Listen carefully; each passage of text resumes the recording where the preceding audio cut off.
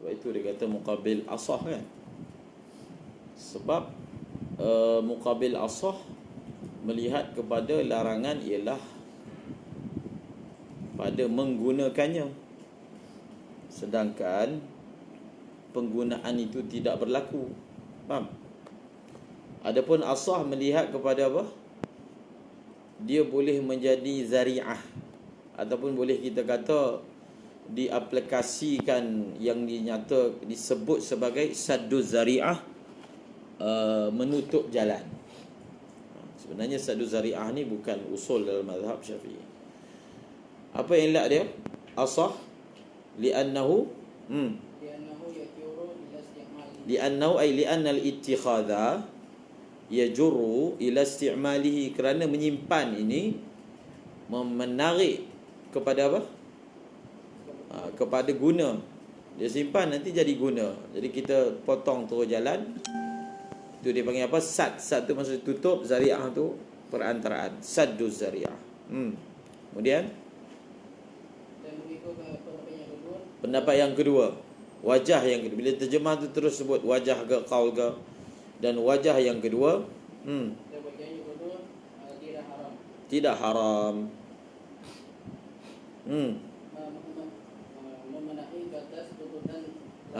Iktifaan, iktisaran. Ini adalah hujjah daripada wajah yang kedua. Di wajah yang kedua berhujjah naqtasiru ala ma warada minan nahi, mauridun nahi. Faham? Maurid nahi. Maurid nahi. Maurid ni maksudnya tempat datangnya larangan tu. Larangan itu datang pada guna kan.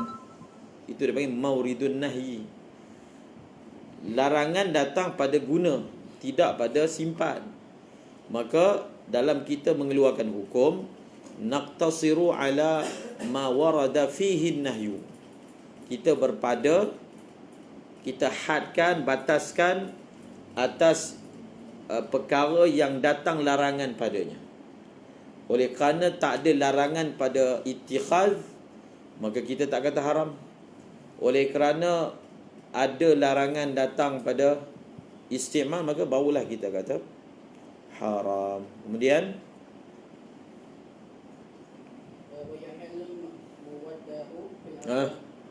kemudian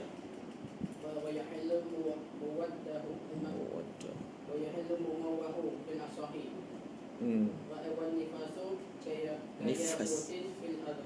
Sakit budak ni. Nifas belajar haid ke sekarang ni? Wan nafisu kaya kutin fil adhari. Wa yahillu al-ina'u wa mawwahu. Betul lah ke? Wa yahillu al-ina'u mumawwahu. Ay al-mudalli bi dhahabin aw fidatin ay yahillu isti'maluhu fil asahi likillatin mumawwahi ka'annahu mahrum. Wa thani yahrumu bil qulayai wa kasri qulubil fuqara'i walau kasural mumawwahu bihi bihaitsu yahsulu minhu syai'un bil ardi 'ala nari harama jazman. Haruma jazman.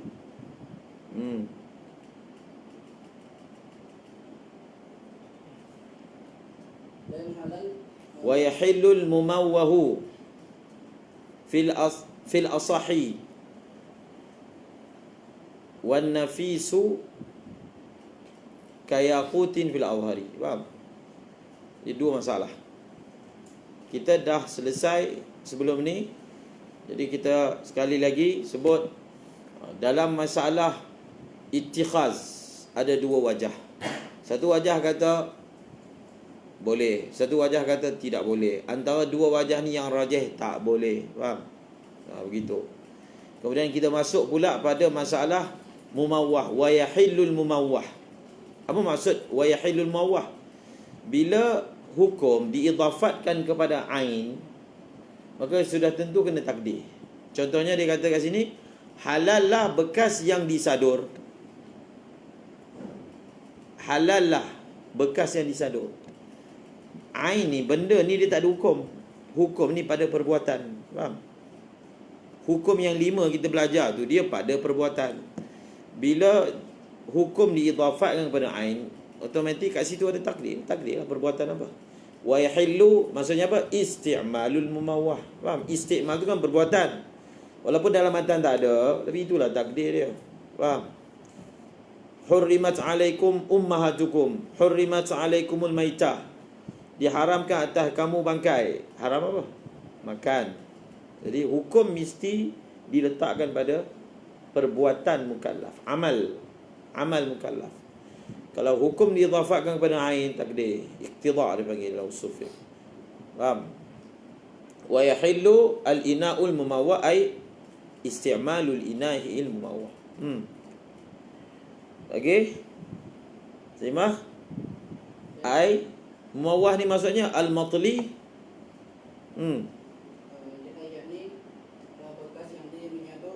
Disadur.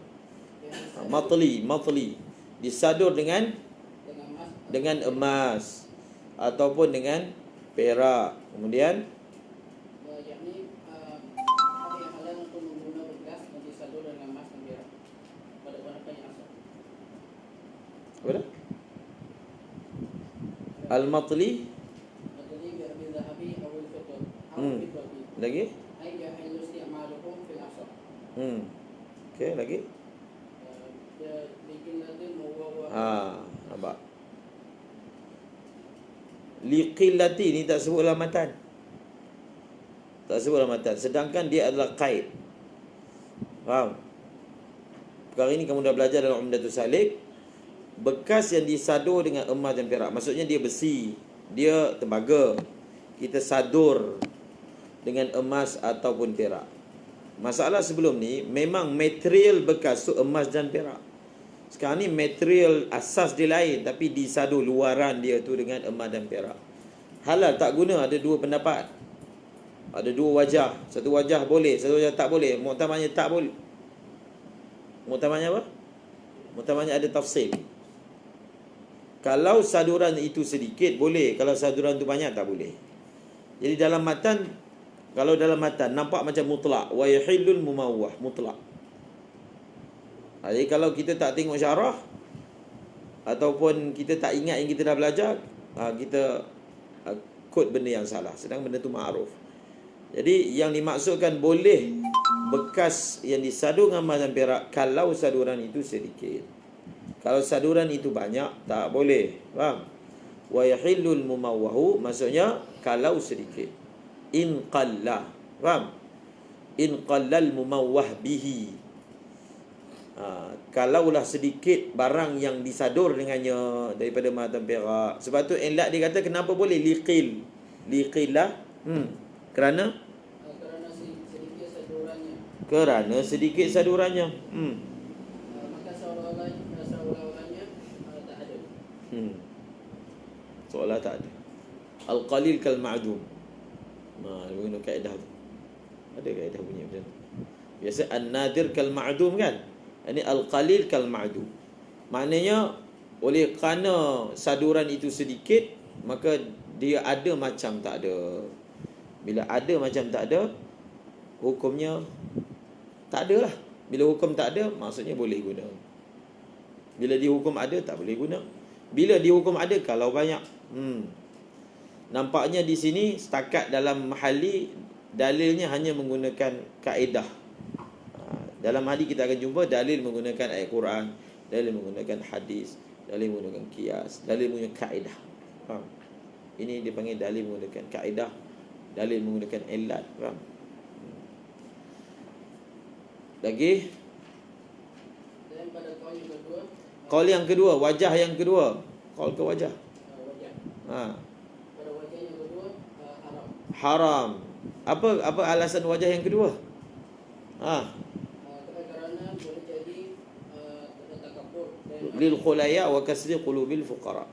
Dua ilat. Ilat ni memang selalu disebut oleh ulama dalam muhadzab ke, dalam iqna' ke, sama.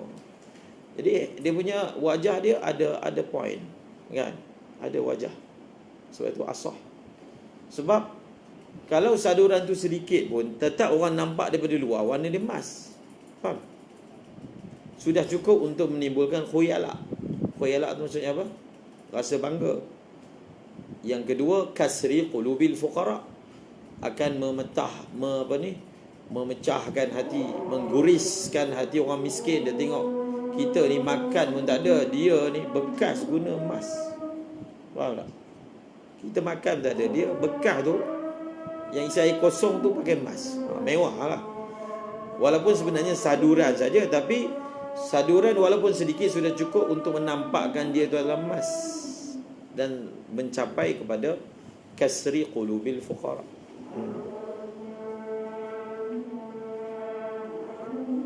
Allahu akbar, Allahu akbar.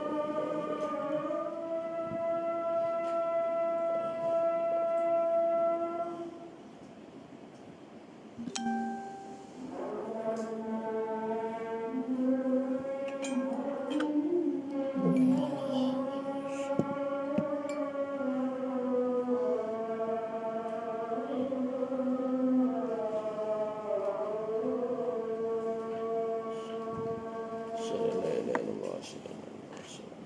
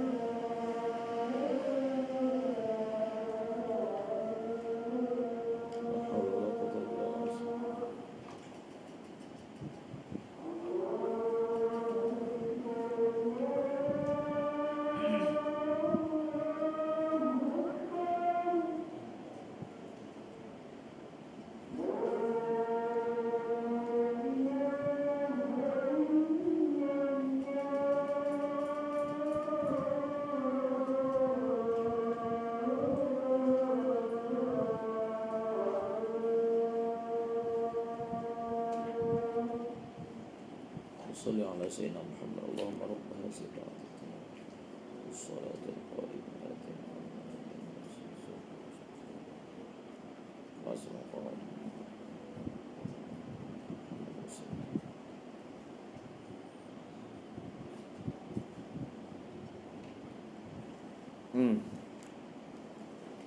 Dan sekiranya banyak saluran berbekas tersebut, dengan sekiranya berhasil dari berbekas itu sesuatu dengan sebab membakar ke atas api, maka haram sekira-kira. Sekira-kira macam mana? Sekira-kiranya terhasil dari berbekas tersebut sesuatu. Itu maksud banyak. Jadi bila kita bila kita apa, ditanya apakah yang dimaksudkan saduran itu banyak, itu dia punya dhabit dia. Bihusuli syai'in minhu bi'ardihi 'ala an-nar. Faham? Ataupun husuli syai'in minhu bi'ardihi 'ala an-nar. Itu maksudnya banyak.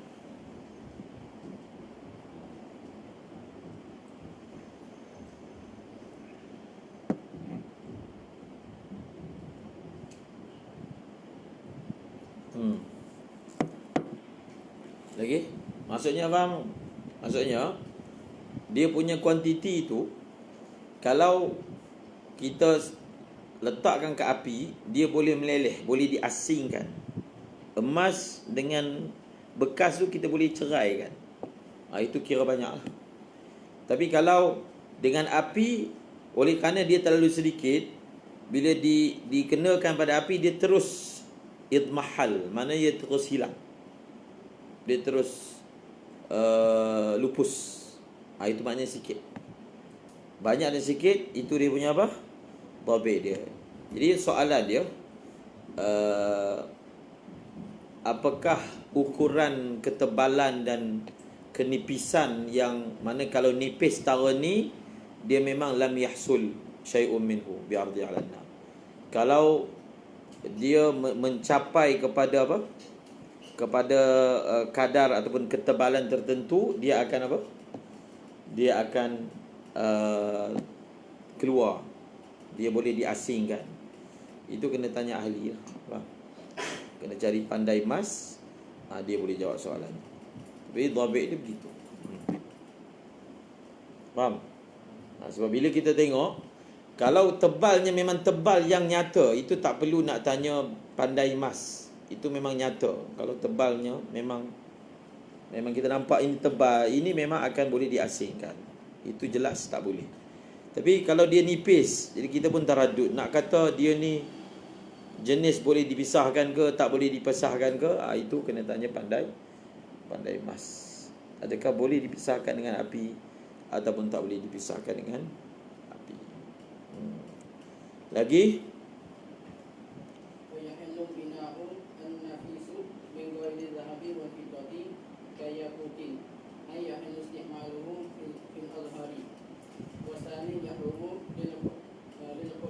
wan nafisu kayaqutin fil azhari. Itu masalah lain pula. Sekarang ni masalah saduran ni.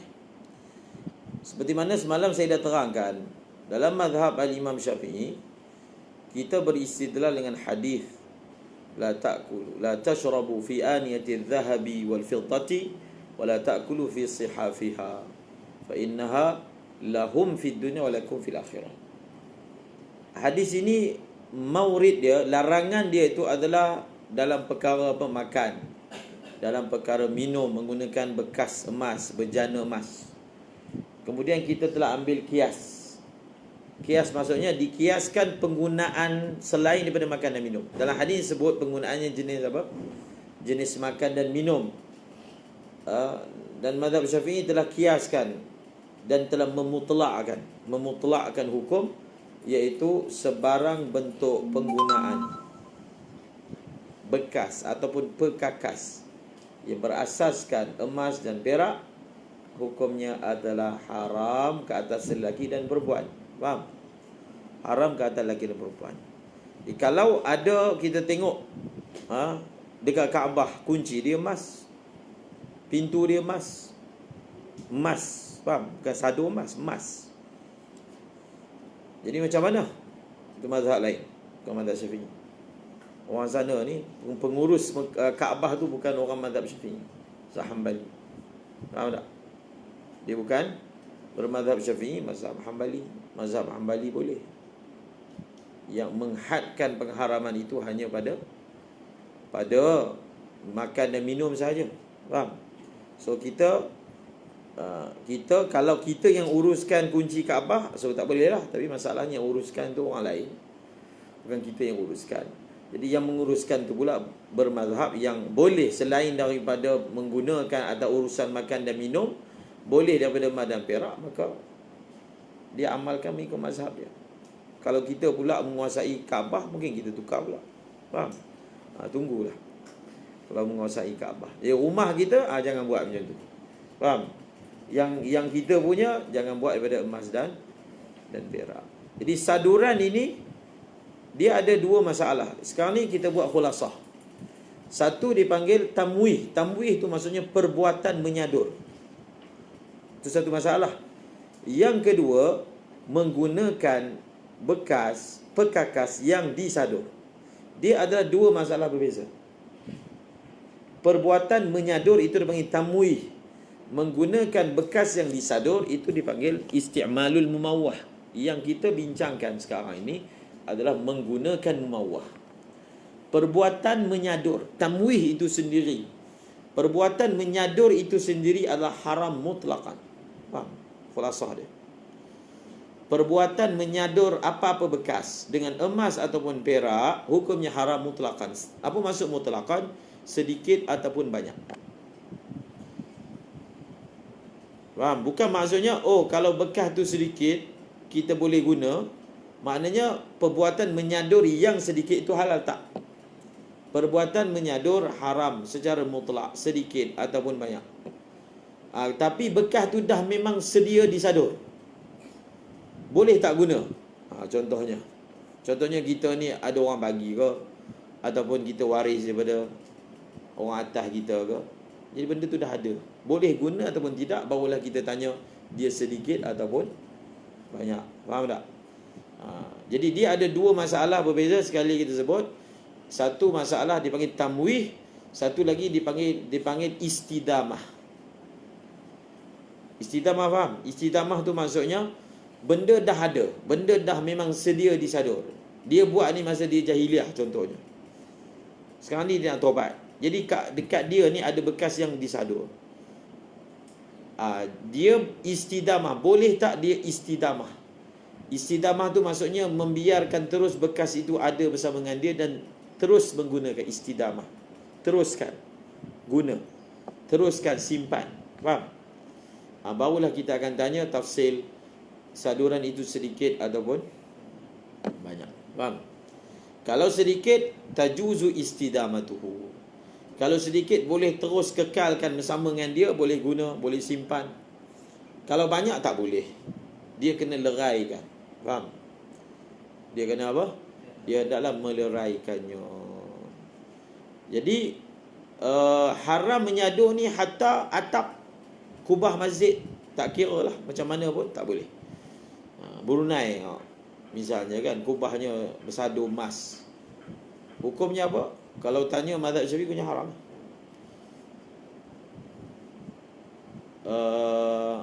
Jadi bila hukumnya haram, sebab dia memang banyak orang yang buat saduran tu, yang masjid Hasan Bolkiah tu, dia memang keping. Maknanya kita boleh congkir, benda tu boleh dikeluarkan. Kalau berdasarkan mazhab Syafi'i lah, berdasarkan kawaid mazhab Syafi'i, punya haram. So benda yang hukumnya haram, dia tak boleh diteruskan, dibiarkan dalam keadaan begitu, dalam keadaan disadur dengan emas. Maksudnya kena ditanggalkan. Habis yang berlaku, banyak benda yang berlaku kat atas muka bumi ni. Faham? Banyak benda atas bumi ni berlaku tidak mengikut mazhab Syafi'i. Tak payah heran. Yang berlaku tak payah heran. Kita jangan buat. Faham? Mungkin yang buat itu dia taklid mazhab lain, kau tak tahulah. Faham? Tapi mazhab Syafi'i tak boleh. Faham? Emas ataupun perak. Okey, seterusnya. Nampak tak dia punya khulasah dia? Senang je tu nak ingat. Tamwih mawah.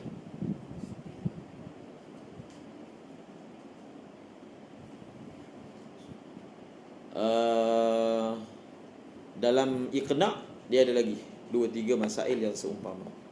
Dia bawa pula masalah apa? Bekas itu bekas emas disadur dengan tembaga. Terbalik. Bekas tu material dia emas, kita sadur dengan tembaga. Kenapa dia buat macam tu? Tanya dia. Kan? Kenapa itu bukan ditanya kepada ustaz. Sekarang dah berlaku, apa hukum dia? Betul soalan itu. Tanya kepada orang yang betul.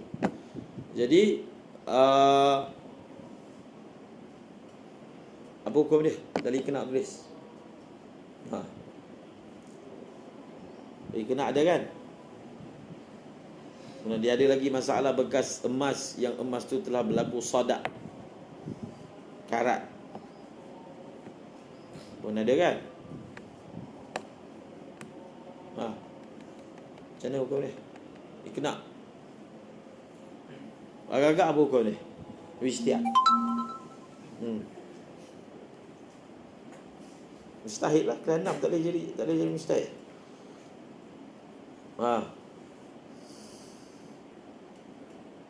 Kalau saduran itu, dia terbalik hukum dia.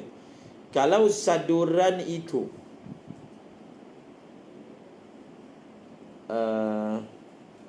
banyak. Kalau saduran itu banyak, maka halal guna. Kalau saduran itu sedikit, tak halal. Dia terbalik. Faham? Kalau bekas itu tembaga, sadur dengan emas dan perak, hukum dia kalau sedikit boleh guna. Saduran tu sedikit boleh guna. Kalau saduran tu banyak tak boleh guna. Tak boleh. Boleh dengar perkataan tu. Kalau bekas itu emas disadur dengan tembaga, kalau saduran itu banyak boleh. Itu terbalik tu. Tadi banyak tak boleh kan? Ni banyak boleh, sedikit tak boleh.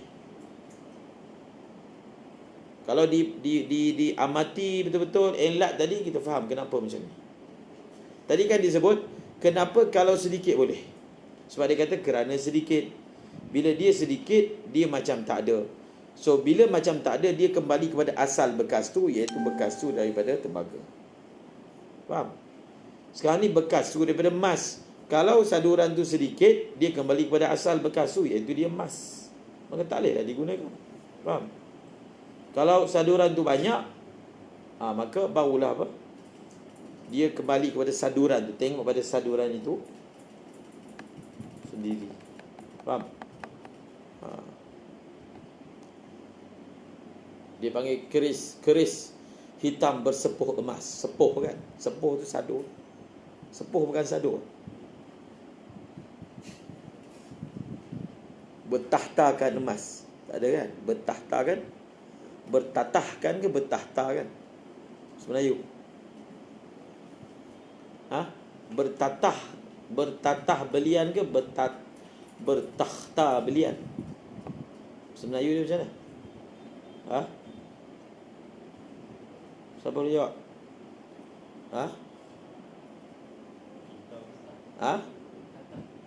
Bertatah. Faham? Bukan bertahta. Keris hitam bersepuh. Sepuh tu sadur lah. Sadur. Jadi macam contohnya jam Rolex kan? Jam Rolex. Jadi jam Rolex ni memang emas. Dia sebenarnya mahal lagi, bukan emas. Belian lagi mahal daripada emas. Sebab itu lepas ni kita bahas tentang masalah belian. Wan nafisu kayaqutin fil azhari. Sekarang ni kita kata kalau bekas tu daripada emas tak boleh. Kalau bekas daripada benda yang lebih mahal daripada emas, boleh tak? Iaitu belian. Contohnya cawan belian.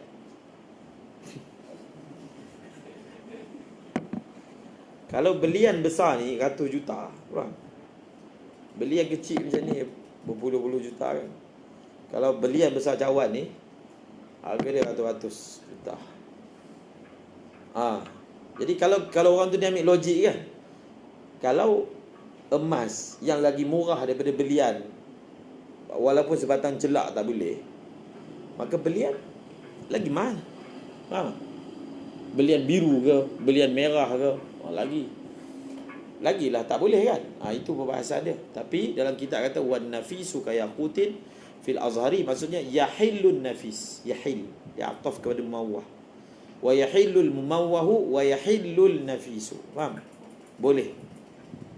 Boleh, menurut pendapat Azhar boleh menggunakan perkakas daripada belian, walaupun belian itu lagi mahal daripada emas. Tengok pula apa wajah dia. Kalau main kias je, nampak macam tak boleh tu lagi kuat kan.